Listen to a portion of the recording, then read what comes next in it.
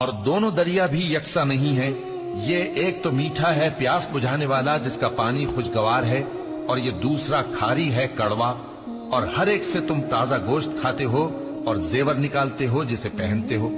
اور تم دریا میں کشتیوں کو دیکھتے ہو کہ پانی کو پھاڑتی چلی آتی ہیں تاکہ تم اس کے فضل سے معاش تلاش کرو اور تاکہ شکر کرو۔ وہی رات کو دن میں داخل کرتا اور وہی دن کو رات میں داخل کرتا ہے، اور اسی نے سورج اور چاند کو کام میں لگا دیا ہے، ہر ایک ایک وقت مقرر تک چل رہا ہے۔ یہی اللہ تمہارا پروردگار ہے، اسی کی بادشاہی ہے، اور جن لوگوں کو تم اس کے سوا پکارتے ہو وہ کھجور کی گٹھلی کے چھلکے کے برابر بھی تو کسی چیز کے مالک نہیں۔ اگر تم ان جھوٹے معبودوں کو پکارو تو وہ تمہاری پکار نہ سنے، اور اگر سن بھی لے تو تمہاری بات کو قبول نہ کر سکے، اور قیامت کے روز تمہارے شرک سے انکار کر دیں گے،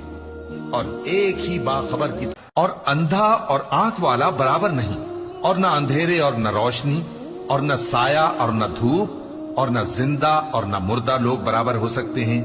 اللہ جس کو چاہتا ہے سنا دیتا ہے، اور تم ان کو جو قبروں میں ہیں سنا نہیں سکتے۔ تم تو صرف خبردار کرنے والے ہو، ہم نے تم کو حق کے ساتھ خوشخبری سنانے والا اور ڈرانے والا بنا کر بھیجا ہے، اور کوئی امت ایسی نہیں جس میں کوئی خبردار کرنے والا نہ گزرا ہو۔ اور اے نبی، اگر یہ تمہاری تکذیب کریں تو جو لوگ ان سے پہلے تھے وہ بھی تکذیب کر چکے ہیں، ان کے پاس ان کے پیغمبر نشانیاں اور صحیفے اور روشن کتابیں لے لے کر آتے رہے، پھر میں نے کافروں کو پکڑ لیا، سو دیکھ لو کہ میرا عذاب کیسا ہوا۔ کیا تم نے نہیں دیکھا کہ اللہ نے آسمان سے مے برسایا،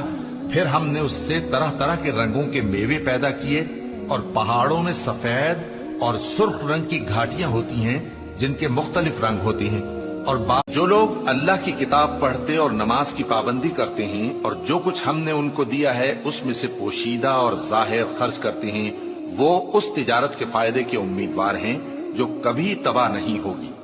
کیونکہ اللہ ان کو پورا پورا بدلہ دے گا اور اپنے فضل سے کچھ زیادہ بھی دے گا۔